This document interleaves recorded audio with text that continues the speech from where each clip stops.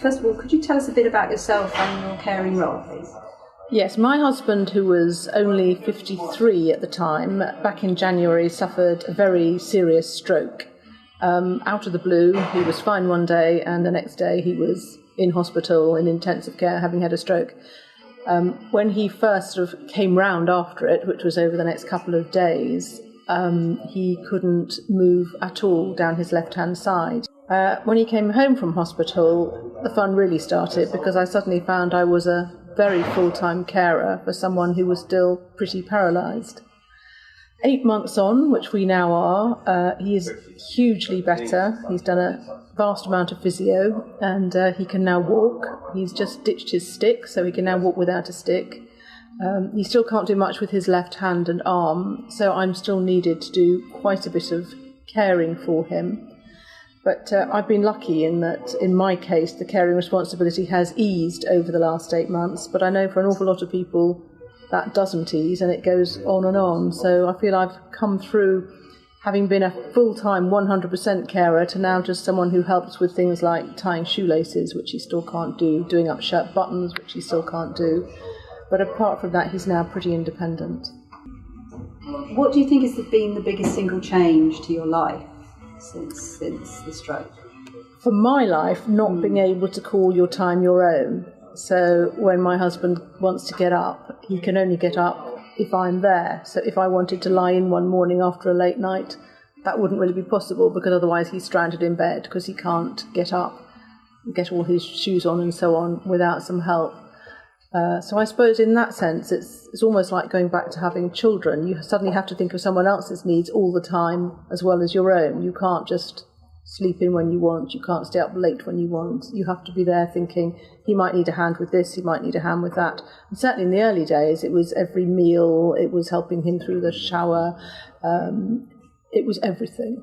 Was it, emotionally, was it a strain? Did you find it a strain? Yes, it was a terrible shock because it came out of nowhere. And there was this sense that what were our lives going to be like from now on? At first he was literally bedbound, and I thought, is this going to be the rest of our lives now? He's only 53, hopefully has many years left, but is he always going to be bedbound? And then as time went on and the physio was helping and he did improve, luckily, it was always a question, well, how much will he improve? How much will I always need to be around now? Or how much will he be able to become fully independent again? And as I say, in my case, we were very lucky in that the physio worked well. He was very determined, he stuck at it. And so my caring role has now diminished a lot. What's been the biggest frustration? Shoes. I come back to shoes. Because he's still doing a lot of physio and because he's now back at work, he needs to change his shoes quite a lot. So some days I feel I'm changing shoes 3 times a day and trying to do up shoelaces. So shoes and shirts, I would say.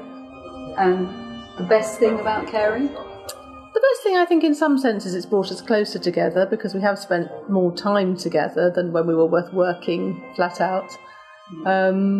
And you learn to appreciate things that perhaps you didn't appreciate before. It was interesting because when the stroke first happened, I was myself not well. I'd managed to have a fall and I broke one ankle in 5 places and I broke a bone in the other foot. So I was on crutches and still limping quite badly in the early days. In terms of the professionals, they were quite good to me. They took on board that my role was suddenly changing, and that especially as I was invalid myself at the time, which of course a lot of carers are, especially amongst the elderly carers. People did appreciate that I had quite a lot to cope with and did their best to help. But at the end of the day, once you're out of hospital, it's very much you and your loved one left on your own, and there isn't much support once you come out of hospital. Quite often people are plunged into the caring role at short notice, not knowing that it's coming, not knowing what to expect. And there is a lot more that could be done, I think, to help carers, to make them realise that these things are available to help. These mechanical devices can help. And also to realise that you do need to look after your own health as well. I think it's actually vital as support for carers, because so often you feel guilty even expecting any help from anyone because you normally have your full health and the person you're looking after doesn't. So you feel guilty saying, I need some help as well. But actually carers do need help because suddenly their lives have been turned upside down in the same way as their loved ones have. And it can be very full-time and very demanding. I think the most important thing, if you can do it, and it's a big if, is to get a break, to make sure you can sometimes just get a break and have some time away, because what's strange about caring is suddenly your life is not your own anymore. You're entirely bound up with the life of the person you're caring for. And I think it's essential to retain your sense of self, that you do take some time out and get other people to come and give you a break, either help from family or indeed from organisations such as the carers organisations. It's absolutely essential. I think if there was a more joined-up approach and people coming out of hospital, coming into a caring role, could feel that everyone was working together to support them rather than having to find out everything individually by yourself, I think a lot more could be done to make carers' lives easier. Thank you very much indeed. Pleasure.